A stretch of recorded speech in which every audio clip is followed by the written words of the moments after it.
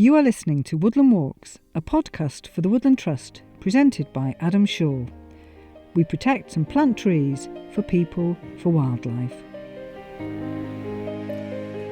Mya-Rose Craig is a 19-year-old ornithologist and environmental activist, often known as Birdgirl. She created the non-profit organisation Black to Nature to run nature camps for black and minority ethnic children. And in November 2020, she was included in the BBC Radio 4 Woman's Hour Power List 2020, and at 18 had seen half the number of bird species there are in the world. I spoke to her about her views on the importance of engaging youth and underrepresented communities in the natural world. First of all, tell me a little bit about how you got into bird watching. I got into birds and bird watching really because I come from a family of bird watchers. So my parents and my older sister were all very, very into bird watching before I was ever born. I was 9 days old the first time they took me out to go and look for a bird. It's been something I've been doing since before I can remember. So they've always been a really important part of my life, I guess. But I don't know, I did have a few moments growing up where I was really just like, wow, I love birds, which I think really solidified it as something that I loved rather than something I did just because of my parents. That's, I guess, one of the reasons that birding is important to me is because historically it was always something I did with my family. Well, what is the appeal to you? I mean, in some ways, I find it easier to ask, why do other people not love birds, rather than explain why I do. Just again, it feels so obvious to me.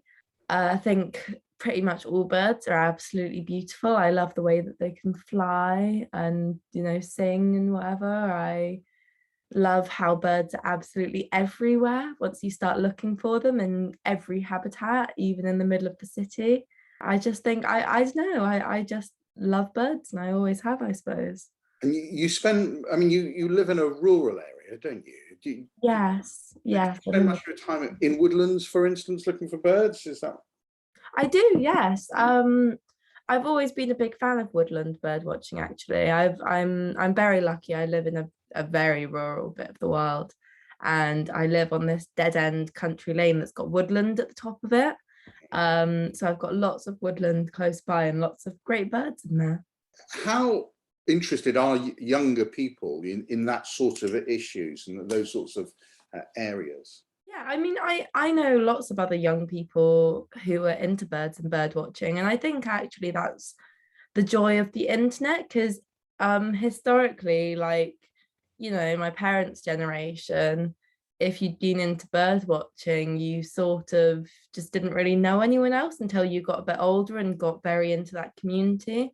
But these days, you've got lots of kids who I think are sticking with the hobby because they're finding that community online. But I also think there are lots of kids, not even kids, lots of teenagers and young adults who really care about environmental issues, even if it's not, I suppose, linked to a hobby in their lives. It's funny, I know lots of young people who, even though they probably wouldn't enjoy venturing out into the countryside, care deeply about things like climate change and biodiversity loss, which I find really interesting. But I do think that more people would care about these issues if we were engaging more people with the outdoors, giving more people the opportunity to engage with the outdoors. It's an interesting issue, isn't it? I think, younger people are very connected to the environmental debate, aren't they? Mm-hmm. And concerned about Extinction Rebellion and all sorts of environmental charities. And yet there seems to be this disconnect between them being very connected politically, but actually not really very prominent in sort of wandering around the country. I mean, I don't see many younger people bird watching or younger people wandering around woods too often.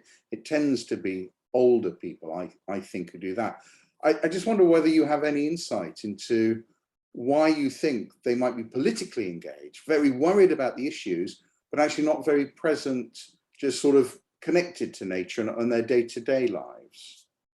Yeah, I mean, I guess firstly, I'd say I think there are as many young people as there have been. It's just that most people are never were outside in that way.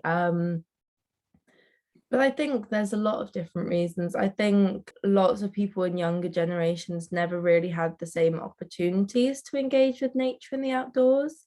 I think for a lot of people who live in inner city areas, because they've never done that, there's something quite unappealing about venturing out into the countryside. I do a lot of work specifically with kids from ethnic minority backgrounds in terms of and teenagers in terms of engaging them with nature and the outdoors. And I think one of the really recurring things is lots of these people think, they think of themselves as urban people, like the countryside isn't their space, it's not somewhere that they're welcome even. So I think there's a lot of preconceptions around what engaging with the outdoors is. I think at the end of the day, a lot of people think it's quite boring because there is this very traditional idea of what engaging with nature is. It is going bird watching, it is, I don't know, going fishing.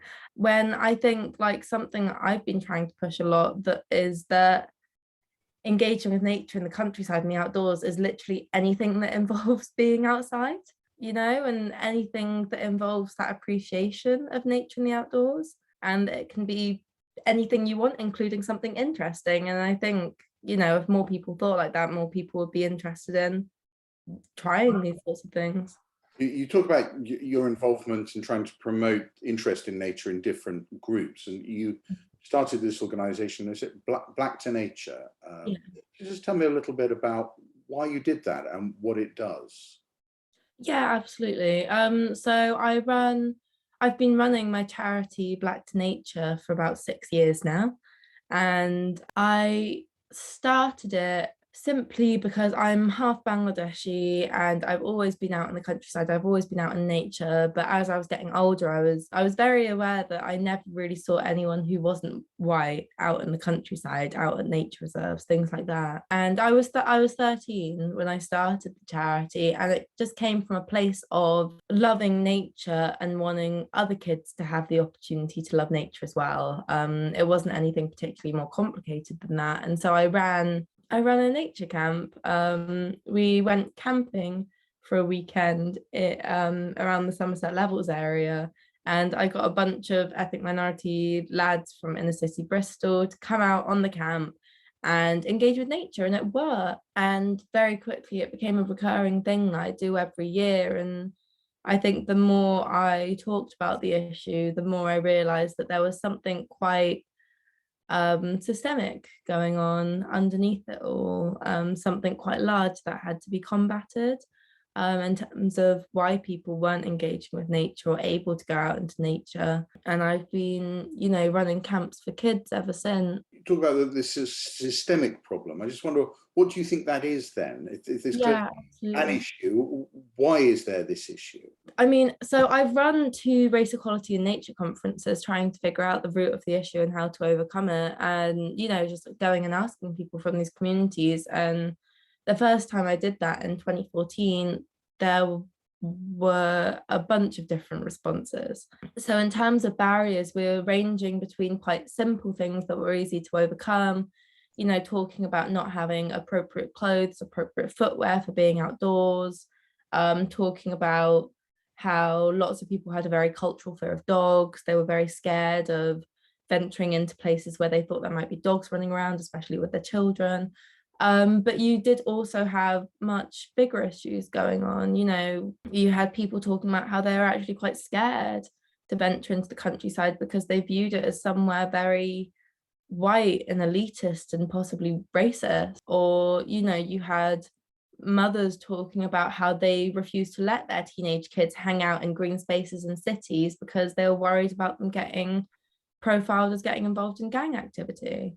You had lots of different things going on, and as it all built up, it became something that was very insurmountable for a lot of people in these communities. And I think as well, it wasn't all just on their side. So I also spent a lot of time talking to various nature organizations about how they could be better about engaging with people from different areas and different communities as well. And you talk about this is it visible minority ethnic groups? Not a phrase I'd heard before, I have to say. So just explain to me the importance of that phrase, why you use that. Yeah, I think the language that we use around things is really important, including race. And historically, I think, the phrase BAME has always been used in the UK, so Black, Asian, Minority, Ethnic. But people from, ethnic minority communities have never really been comfortable with that term for various reasons. It's very, very broad. It's from government census, so it feels very clinical and like it's been created by people from above rather than people from these communities. But also in terms of the work that I was doing, it didn't actually fit my purpose because it included any ethnic minority, including white ethnic minorities. And in terms of the work that I was doing, it was this visual difference between different ethnic minorities where you were able to look at someone and they felt like they were out of water visually. And so a local race expert in Bristol, who I know quite well, came up with this term visible minority ethnic because really it summed up the way that lots of ethnic minority people felt about their race, which was they were visually separated. And I was just using it for my work, but it has actually caught on in various spaces as well, which I guess shows that people are comfortable with it. We're sort of coming out of a lockdown with lots of restrictions, but things seem to be lifting rather. What do you think that has done to young people's connection to the natural world? I mean, did it improve it because suddenly they couldn't go to the cinema, or did it worsen it because there's lots of mental health issues for young people, but for people in general, aren't there?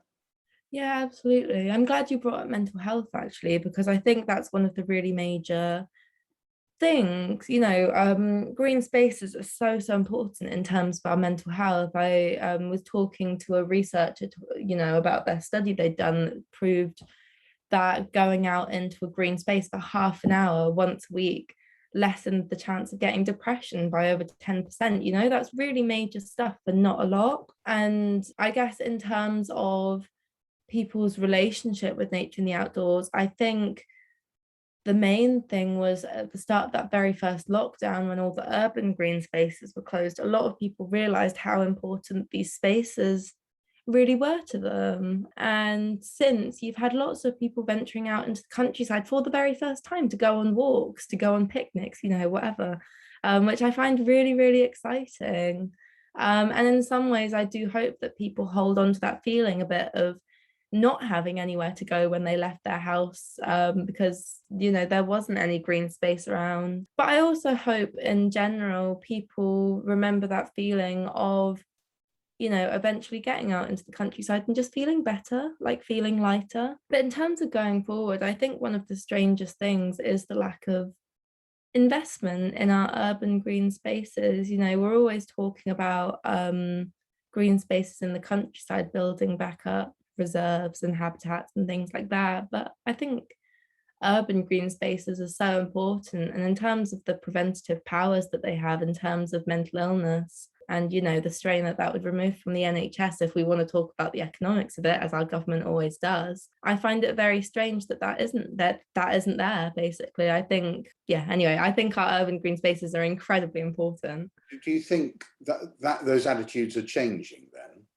Quite frankly, I don't think so at the moment, for various reasons. I think firstly, the majority of the time it's not really a decision made by the local community, the really local community. It's often the local council or the local government. And quite frankly, money has been very, very tight, even more than usual. But I also think it's important to talk about the differences in quality of green spaces. So I think something that a lot of people will notice if they go to any city is that quite often the poorer or less wealthy or more working class areas of the city often have far more degraded green spaces, don't have, as many benches or flower beds or lawn, grass, whatever.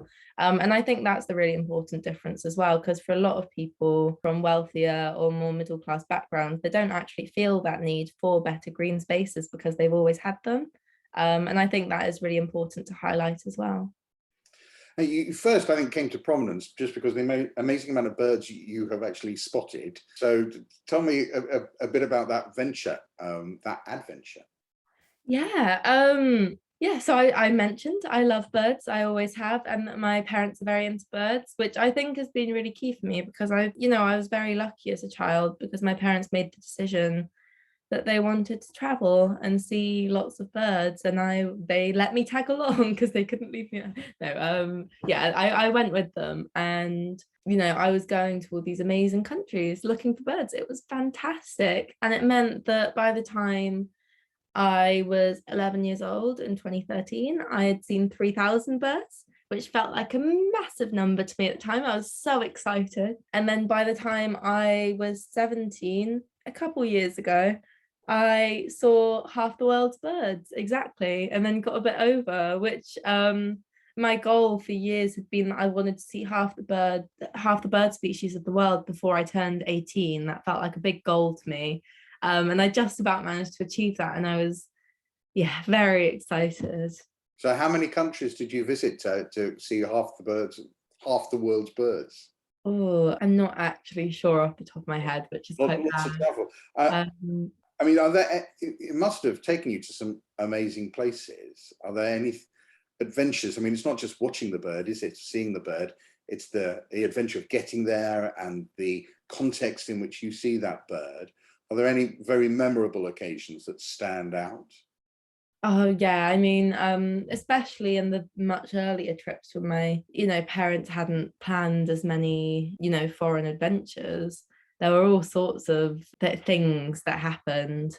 So when I was 4, we went to South Africa as a present when my sister finished her GCSEs, and we nearly slid off the side of a mountain on the ice. I nearly got eaten by a lioness at one point. I was very small. I probably looked like a very tasty snack. And the worst of them all, there was a situation where we very nearly got crushed by a hippo, which is actually the most dangerous animal in that area of Africa, and that was terrifying.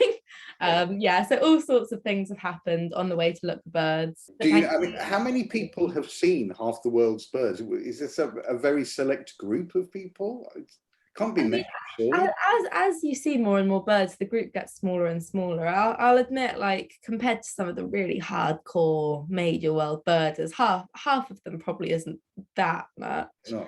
In the scheme of things. My dad's seen many more than me, but I think the fact that I managed to do that before I turned 18 was the main thing for me. Yeah. That felt bonkers, really. It is a bit bonkers. Yeah, no, amazing. And you've just published a book as well. Yes. So it's plug time. So tell us about the book, and, why you did it, what's it called, and it's available in all good bookshops, I'm sure. Yeah, so the book's called We Have a Dream. You can buy it on my website, birdgirluk.com.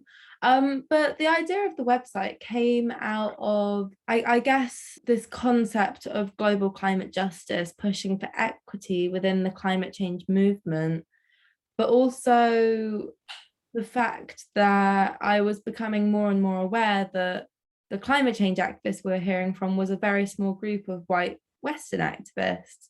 And I knew there were so many people out there doing amazing things that should have their voices heard, but I couldn't really find any of them online or anything.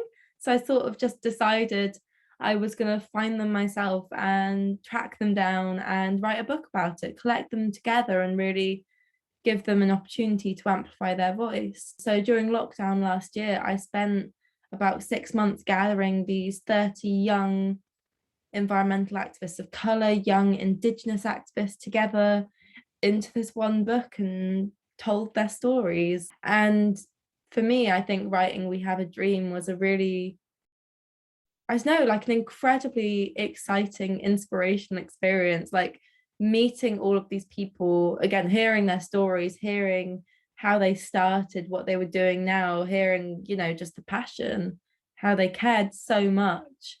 And just wanted to make this world a better place. I think it gave me a lot of hope in terms of the future, because I know there are dozens and dozens and dozens more people out there like them as well, and I think I don't know, it's just really exciting. So the book is, I think, very readable for all ages. I specifically tried to make it very accessible for kids, because I think giving kids role models to look up to is incredibly important. But yeah, go buy my book, We Have a Dream, on my website.